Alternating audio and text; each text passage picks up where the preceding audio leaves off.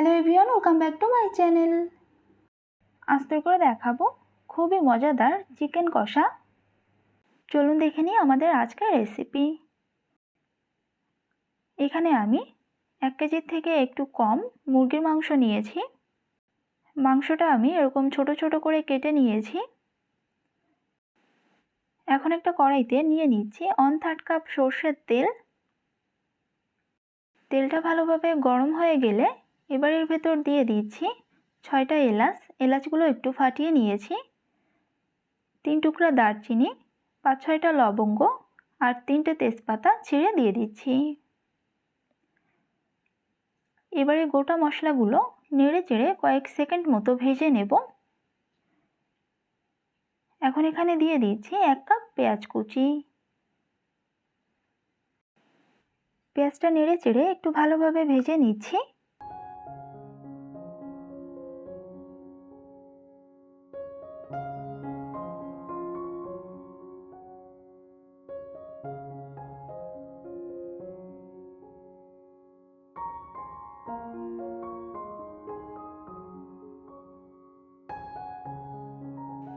পেঁয়াজগুলো কিছুক্ষণ ভেজে নেওয়ার পর এই পর্যায়ে এর ভেতর দিয়ে দিচ্ছি 1 টেবিল চামচ রসুন বাটা,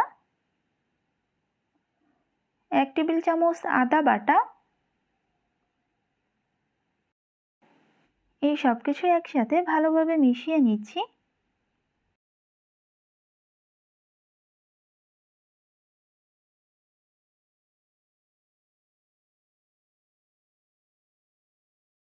এখন এখানে অল্প করে একটু জল দিয়ে দিচ্ছি যাতে মশলাটা পুড়ে না যায়। দিয়ে দিচ্ছি 1 চা চামচ জিরা বাটা,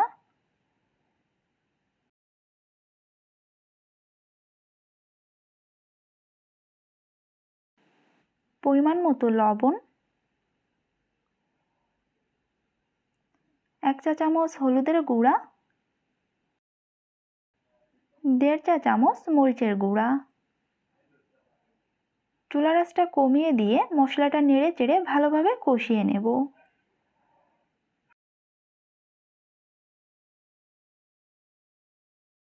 মশলাটা ভালোভাবে কষিয়ে নিয়েছি। এখন এর ভেতর দিয়ে দিচ্ছি আগে থেকে কেটে ধুয়ে রাখা মুরগির মাংস। এই সব কিছু নেড়ে চেড়ে মশলার সাথে ভালোভাবে মিশিয়ে নিচ্ছি।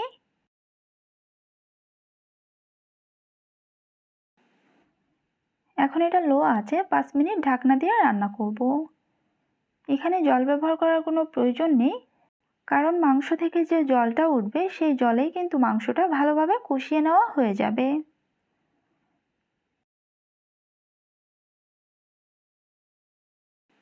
এটা 5 মিনিট মতো রান্না করে নেওয়ার পর এর ঢাকনাটা সরিয়ে নিচ্ছি। এই যে দেখতে পাচ্ছেন মাংস থেকে কিন্তু বেশ অনেকটাই জল উঠেছে। আমি কিন্তু এখানে কোনো জল ব্যবহার করিনি।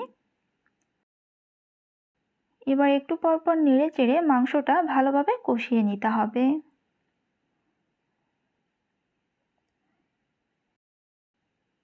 এটা প্রায় 15 মিনিট মতো কষিয়ে নেওয়ার পর তেলটা উপরে ভেসে উঠেছে আর মাংসের কালারটাও চেঞ্জ হয়ে এসেছে।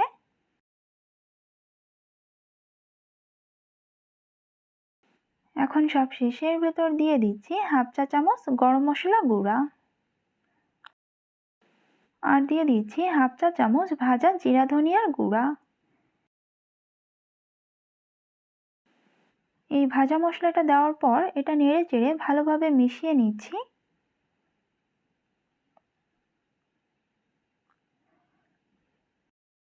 মাংসটা কিন্তু ভালোভাবে কষিয়ে নেওয়া হয়ে গিয়েছে।